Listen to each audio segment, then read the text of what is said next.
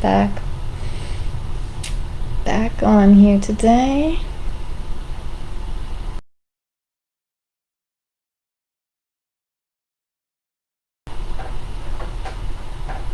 Alright, we're going to go right into, give it a second to load.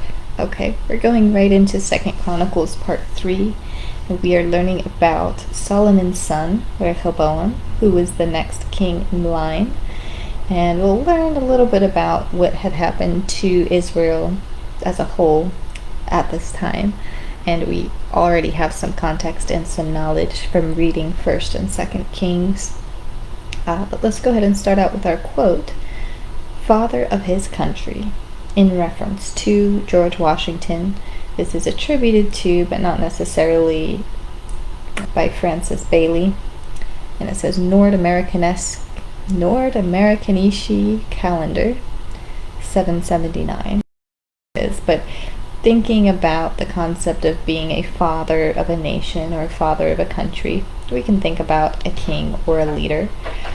In this case, we have Rehoboam, who was in line and entitled to all of Israel, but his reign actually was reduced and minimized to only being of Jerusalem and Judah, really, the tribe of Judah, versus all of the other 12 tribes and non-Israelites, what was I trying to say, foreigners, non-Israelites that existed within Israel as a whole. So we're going to learn about why that was reduced and why he was restricted only to ruling Jerusalem, which then carried out not only by him, but also his sons were restricted to only ruling Judah, Jerusalem, within Israel, as opposed to the whole nations, as Solomon and David were rulers of.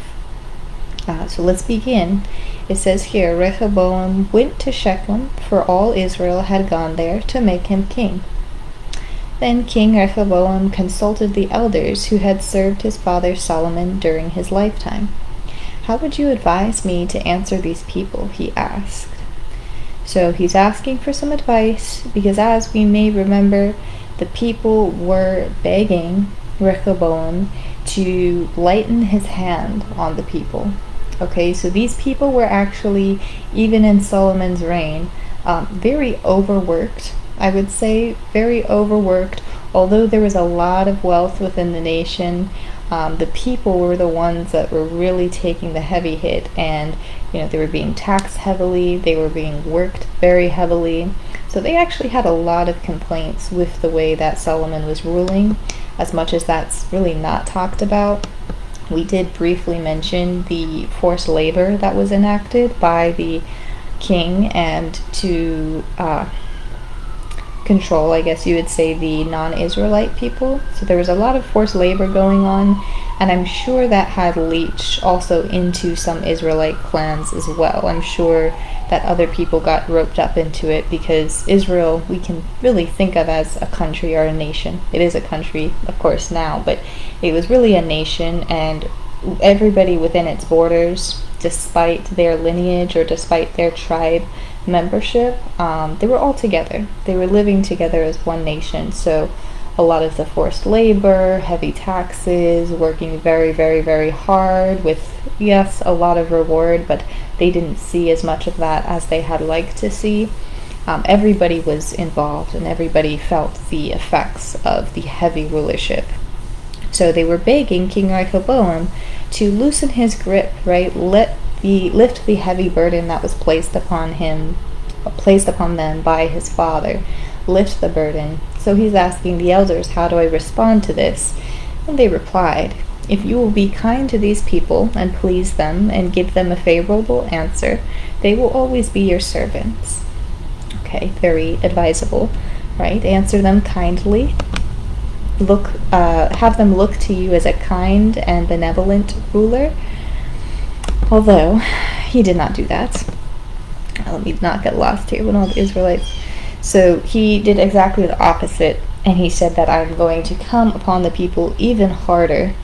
Said something, we've talked about this, the pressure, or the I have to go look at it, but the pressure of his thumb, or the width and the strength of his thumb, is even greater than King Solomon's wrist. Something like that. There's kind of a famous line in there. But he's saying, I will not give you any respite, and I am even more of a tyrant than my father Solomon.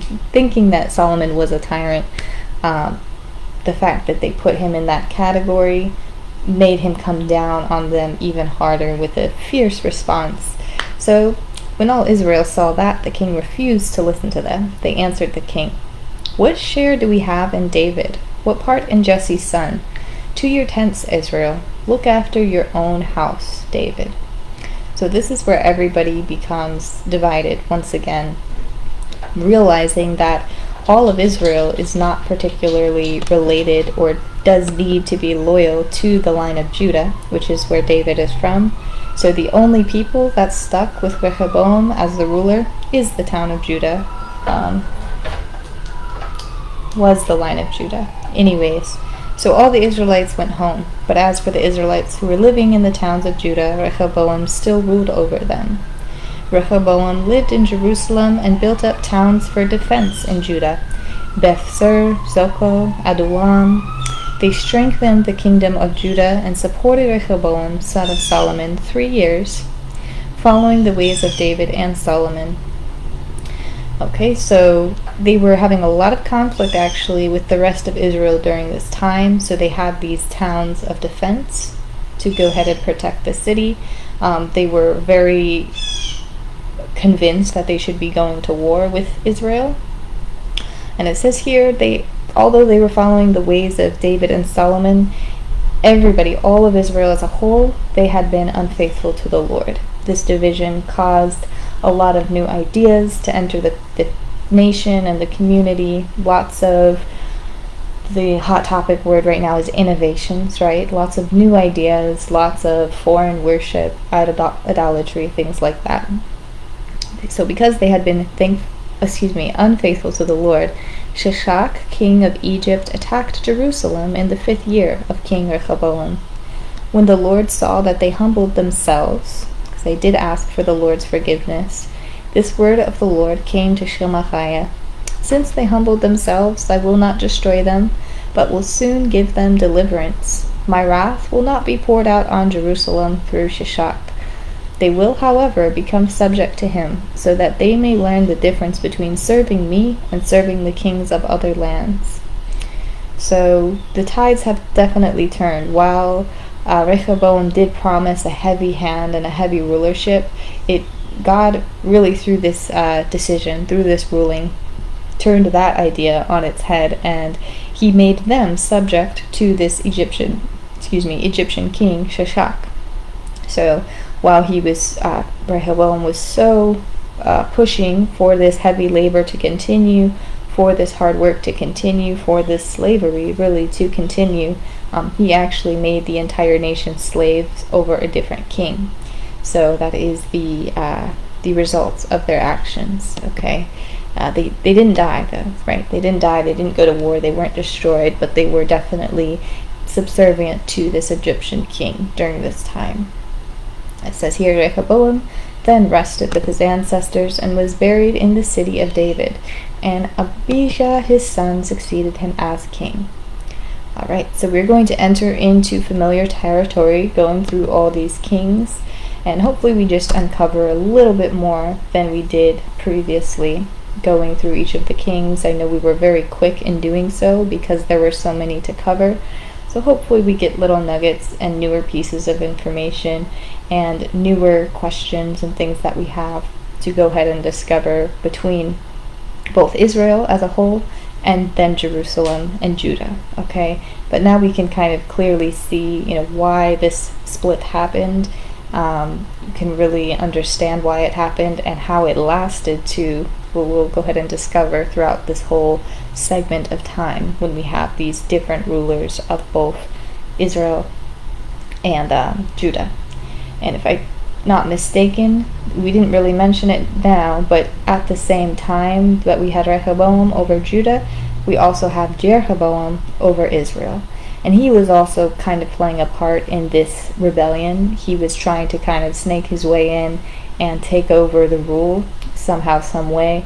That has evaded me during this discussion right now. That part has kind of evaded me, and I was unclear on his role specifically. But if you do read the portion in full in the text, you'll be able to see Jeroboam is mentioned on the side of Israel. Alright, so I'll leave you guys with this.